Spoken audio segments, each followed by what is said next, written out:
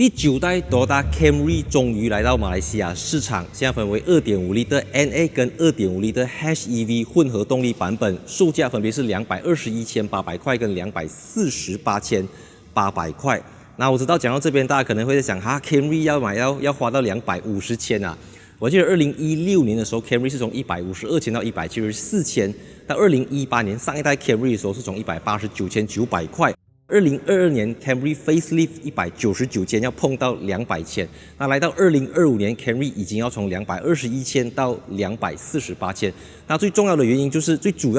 因为现在 Camry 已经不是在马来西亚 CKD 本地组装，而是从泰国 CBU 整装进口。如果我们看朗高域的价钱的话，其实这个 Camry 它只要从138千起。所以如果你 compare 朗高域跟本尼苏拉的售价，你就会知道其实这个钱很大一部分都被政府拿去，都被课税了。因为你不是在马来西亚本地组装，即便你是 hybrid， 你也不能够享有到太多的这个税务回扣。它不像这个 Corolla Hybrid 这样子 ，Corolla Cross Hybrid。那今天这集呢，我就用几个方面来跟大家分享这个最新的第9代 Camry 在马来西亚市场上还有什么样的竞争力，从它的外观造型、内饰、设备、引擎动力，还有尺寸、后排的整个格局上等等。所以影片开始之前，记得订阅我的 YouTube channel。Let's go。那第9代 Toyota Camry 呢，就采用了 Toyota 家族最新的设计语言，就是这个叫 Hammerhead 的 design。我们最早在 Toyota Prius， 我之前在北海道驾的那个 Toyota Prius， 还有在日本市场的 Toyota Crown 包括 Crown Sedan、Crown Crossover 和 Crown Sport 用的都是这样子的一个设计。所以这个 Hammerhead design 呢，也就让到 Toyota 跟 Lexus 的 Spindle Grille 纺锤型格栅区分开来。C 字形的 Daytime Running Light， 现在大部分的车厂都会把 Daytime Running Light 跟大灯区分开来，所以你大部分时间你都只会看到它的日间行车灯。然后下面有这个 Air Curtain 可以去之前每次 BMW 都有的啦，这边可以空气可以透过这边去后面，所以这整个车头设计我觉得是相当成功的。但车尾造型我自己就有点意见了，我觉得这个车尾就很像是之前应该是第10代的 Honda Accord 这样子啦，就是车头它非常的 aggressive， 很有侵略性，但车尾就比较然后就真的是有点昂个这样子啦。然后现在新时代的 Toyota 已经舍弃掉很多的 Chrome， 你注意看，以前的 Chrome 就真的是代表真的很豪华，现在 Chrome 反而会俗气老气。所以你呢，你对车尾造型的想法是什么？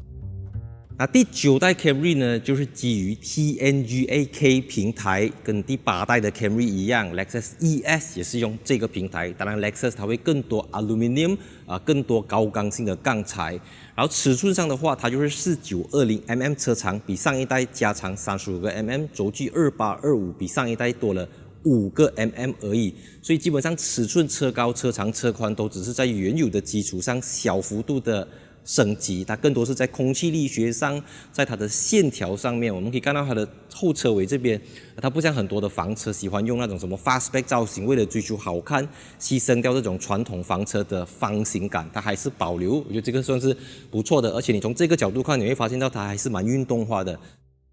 再来 2.5V 和 2.5 HEV 的 Camry 轮胎尺寸一样，都是235/45/28，连轮圈的样式也一样，同样一个 rim， 同样一个尺寸，用的是 Bridgestone Turanza T005A 轮胎。那这是一款专为顶级豪华车开发的轮胎，像是 Lexus LS、Lexus ES 在日本都是标配 Bridgestone 的 Turanza 轮胎。那它具有非常厚的胎壁，能够有效的去吸收路面的震动，以追求舒服为主。所以 Bridgestone Turanza 轮胎呢，就是专为 Camry 跟 Lexus 这样子的车型开发的一款轮胎。特别是在干地、湿地的刹车表现，它都能够得到保证。然后 Camry 的车重是大概1500到1600公斤 ，Hybrid 跟 Non-Hybrid 的车重是相差大概80公斤。第9代 Camry 提供 2.5L NA 跟 2.5L Hybrid 版本，那我身后那台红色的呢，就是 2.5L NA 版本，它有204 PS、246 Nm，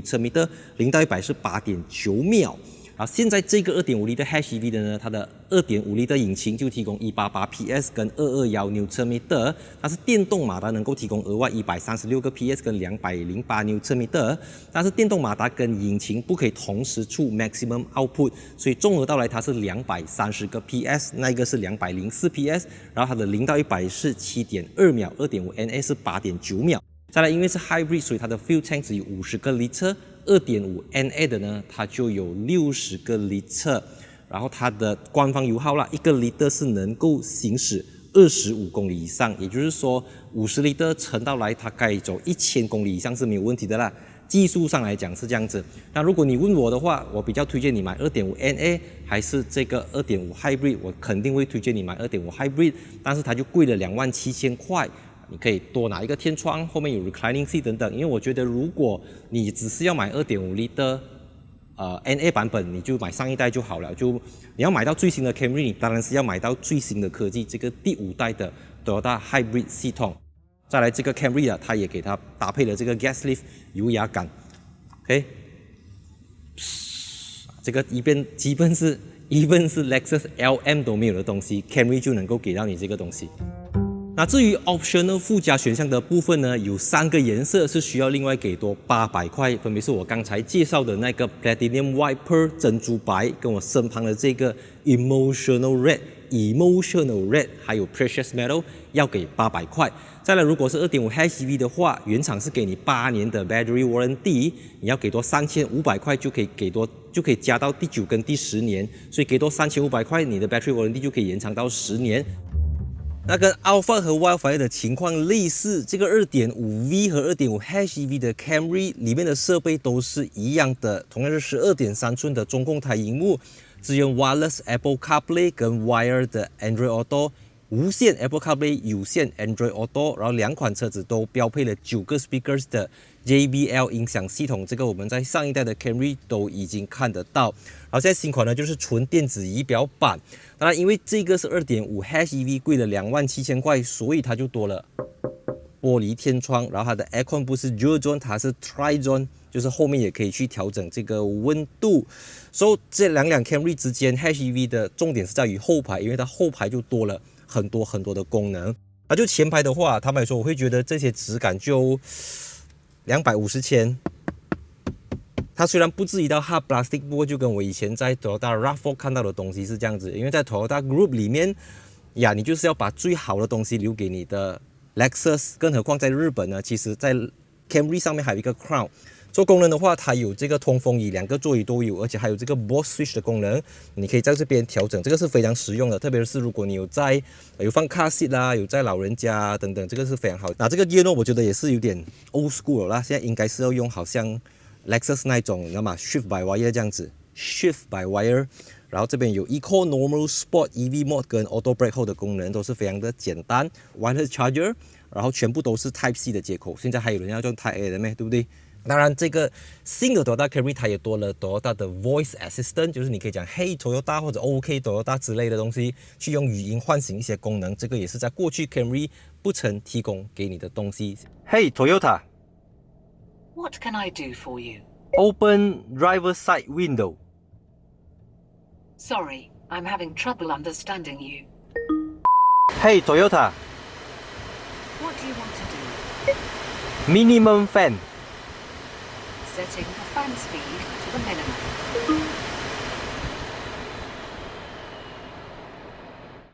然后椅子的话，它就给你这种电动座椅，然后它有麂皮的材质啊。OK， 这个有点奥坎塔拉这样子啦，就是我们叫绒面革。然后我在泰国的网站上看到泰国的 Camry 是提供 brown color 的椅子，我觉得 brown color 就能够去挽救它一下啦，不然这样子看真的都是黑灰的东西，然后就整个很 boring。虽然外面很年轻，里面就还是一上来就是一股安哥味，浓的安哥味呀。What to do? Alright， 现在引擎在帮车子充电。OK。So 这个 2.5 HEV 的 Toyota Camry 呢，就比 2.5V 的多了后排的电动椅背倾斜功能。就是说椅背通常是 fixed 的嘛，在另外一辆车啦。然后这个车子呢，你可以打开这边有一个 Control Panel， 这个是 2.5 HEV 限定。启动它之后呢，你可以按这个按钮，看到吗？它有8度 8 degrees 的这个调整幅度，可以把椅背放去后面，让你坐到更加的斜，更加的舒服。除此之外，这边还可以去调整冷气的温度。但是 Aircon 这个面板就比较也是一样非常 typical 的Toyota的 Aircon 调整面板就怎么讲就很 plastic 啦 ，OK。然后这边有给你这个手动的遮阳帘，可以伸手去这边放这样子，这个也是一个非常好用的东西。这边有一个杯架，然后除此之外呢，我觉得它的后排空间就不会比上一代的 Camry 大很多，因为上一代 Camry 都已经很大了。说 Hybrid 的话，这边就会有一个，在这边它会有一个进气口、通风口去冷却。在座椅底下的 battery， 因为它的 hybrid battery 是放在座椅底下。你看现在，刚才引擎在帮电池充电，所以你会听到那个嗡嗡作响的声音。现在已经，电量充满到3个 bar 了，它就会开始安静下来。所以我觉得买 Camry 啊，就是更多时候是追求后排空间，而且在 Malaysia 啊，我提醒大家啊 ，Volkswagen Passat 没有卖了 ，Honda Accord 没有卖了 ，Nissan 的 D segment 没有卖了 ，Mazda 6已经进入 Final Edition。所以目前来讲，市场上 Toyota Camry 虽然销量不会很多，可是它确实已经没有太多竞争对手。所以以前我介绍 Camry， 我要拿它来跟 Accord 比啦，拿来跟 Mazda 6比啦，现在不用 Camry， 它就只是吃一个非常 niche、非常小的一块蛋糕。在你还没有开始留言，还没有开始敲下键盘之前，我大概猜到你要写什么。你大概要讲250千买 Camry， 我不如去买 Mercedes， 我不如去买 BMW。那我就来告诉你 ，with 250千你可以买得到怎样的 Mercedes-Benz A200 从241千起，然后 BMW 218i Gran Coupe 从243千起。那 A200 是一个 1.3 或者 1.4 liter turbo 的。相对比较小型的车，那 BMW 218i 是一个 1.5 升的3气缸 turbo 引擎，就尺寸上跟 Camry 完全是不对等。那如果你要买到 BMW 320i 呢，要从299千起。Camry 呢 low spec 的是200，不是 low spec 了 ，I mean 2.5V 的是从220多千起，所以它还是会有一个大概7、8万块的 gap。那相比较2016年的时候呢，我们可以看到 Camry 可能大概在170千，然后 BMW 的316i 或者318i 大概在可能200千以内，180千。那个时候真的 Camry 跟 C Class 或者3 Series 可以重叠到，现在呢320i 已经跑到300千去了。那 Camry 它还是会有它的这个价值在，真的很难比啦。我觉得一个是机头，一个是氛围。然后这个 Camry 啊，因为我之前在2022年的时候，我做过一次 Camry facelift 的试驾 ，exactly 就是现在这个 Camry 2.5V 的 powertrain， 2.5 liter Dynamic Force 引擎 ，Direct Shift 的8速自动变速箱。我在等一下结尾我会把上一次的试驾片段剪一段出来给大家看，做一个参考。虽然是一个 facelift， 虽然是一个改款，不过引擎、变速箱都换掉了，那它肯定跟之前的有很大的不同。因为它现在用的这个是代号叫 A25A FKS， 也就是 Dynamic Force 引擎。我对这具引擎跟这个8速自动变速箱并不陌生啊，因为我最早在 Lexus ES250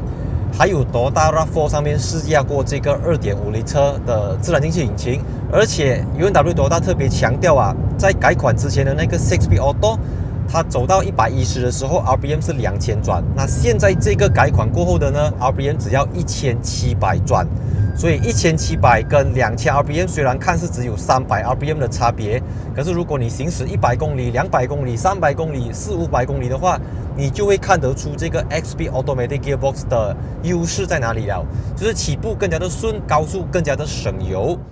那至于这个2.5 liter HEV 的呢，就真的要等到 BMW Toyota Malaysia 安排我们去上路试驾，给我拿车的时候，我再做一个更深度的试驾影片跟大家分享一下。然后影片的最后，我是戴主义，记得 follow 我的 Instagram， 然后 like 一下 Facebook page， 也记得把 YouTube 影片多多 share 出去，因为来到2025年啊，要在 YouTube 做一支10分钟以上的影片，难度已经越来越高，因为大家都在看30秒、60秒、90秒的影片，然后你还要花这么长时间去讲一辆这么对很多人来讲价钱偏高的车子啦，我觉得是有难度的。不过我还坚持会继续的做更多比较长的影片给大家看。所以上一集影片我说到每个安哥心目中都有一辆 Camry， 那这个从1994年就官方进口到马来西亚的 Toyota Camry， 经过了30年过后，它已经不再需要多做介绍。Camry 它本身就是一个牌子 ，right？ So let's move on。虽然贵了27000块，但是因为马力更大，然后车子更安静，然后又有天窗，后面又有那个看 ，keep rolling， 售价呢从221,800块到249,800块，249,000，249，248不是24。